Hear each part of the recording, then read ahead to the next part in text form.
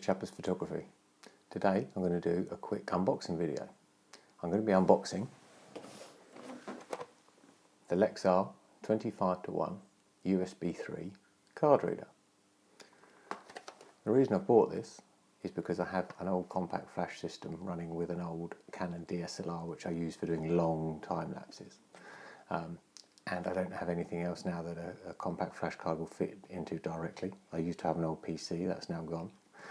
I have a MacBook Pro. Luckily I've got the previous version, which has the SD card slot. But in the future, you probably know that the new MacBooks don't have an SD card slot. You have to rely on USB 3.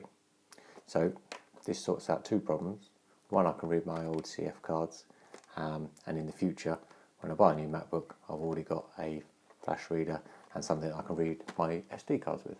So, let's have a look in the box. So, I ordered it from Amazon. I've removed the Amazon boxing, and this is as you'd expect to find if you bought it in the high street.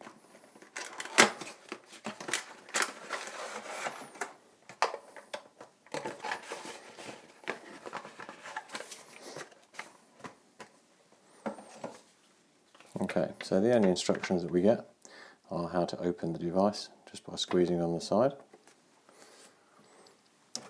In case you're wondering,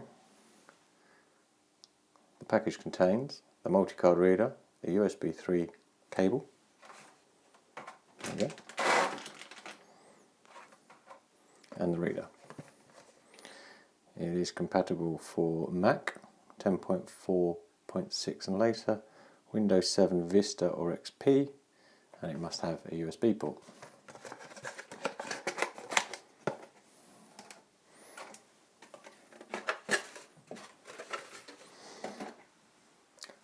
So I had a look around. I chose this model because it comes with a case. I didn't like the idea of this sitting in the bottom of a photography bag or on a shelf and getting dusty, and dust and dirt getting down into all these pins, putting a card in, it not working, potentially damaging the card, stopping the card working, and then potentially losing photos. So I thought that was quite nice and protective. On the back here we've got a short diagram which shows us which slots are which, but I think that's pretty obvious from the size. So let's plug it in.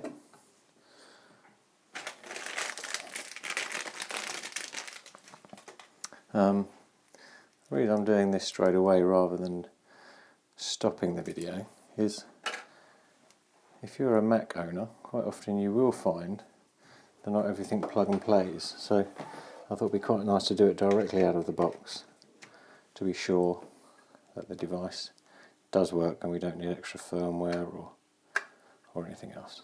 Okay, so USB cable, USB 3, luckily this is a USB 3 system, compact flash card,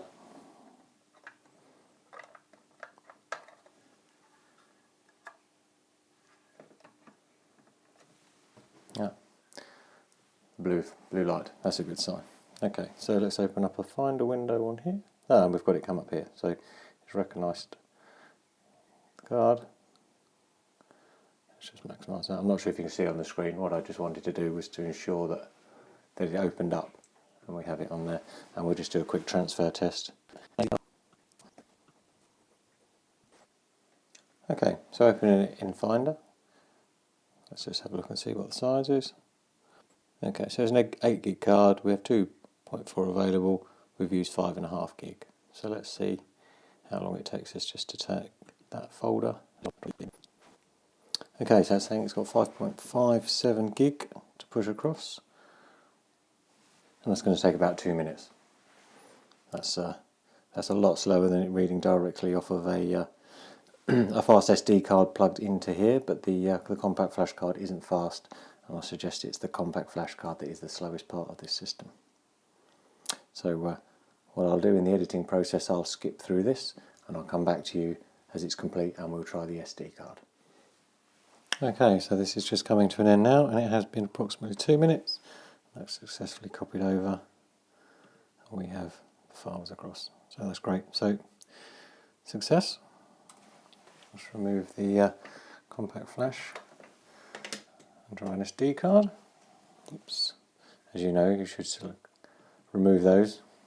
Force of habit, I'm used to them being directly in the MacBook. Okay, let's see what sort of size this file is. Okay, so we've got about the same sort of size again.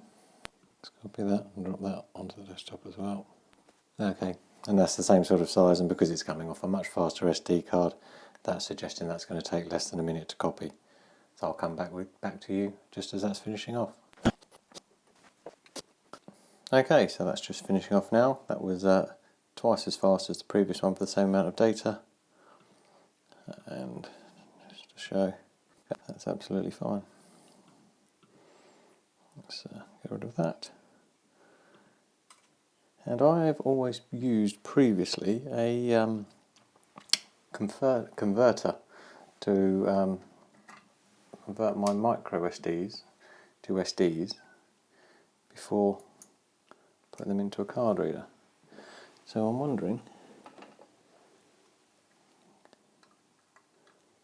whether this will work any better. Quite nice not to have to worry about that extra jump. So let's have a look. What sort of size is this? Okay, there's only a couple of gig on here. There we go, and that's saying that's going to take about a minute. Again, I'll come back to you just as that's finishing off.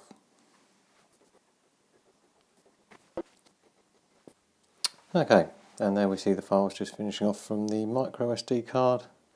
Yeah, they appear absolutely fine. So, I'm really pleased with that. It plugs in straight out of the box. Nice useful design. Nice and protective. Just one lead. It's a shame it's got a bespoke cable on, which means you're always going to need that cable when you're using it. But that's just the way of the world, isn't it?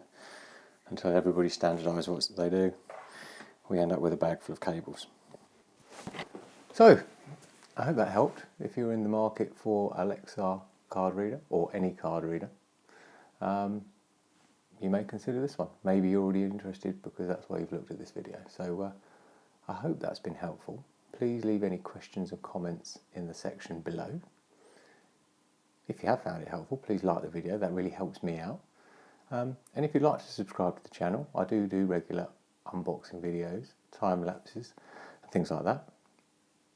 I'm trying to just build up a little bit of a community so we can bounce ideas off of each other, and everybody gets a little bit better doing what they love doing. So thanks for checking in.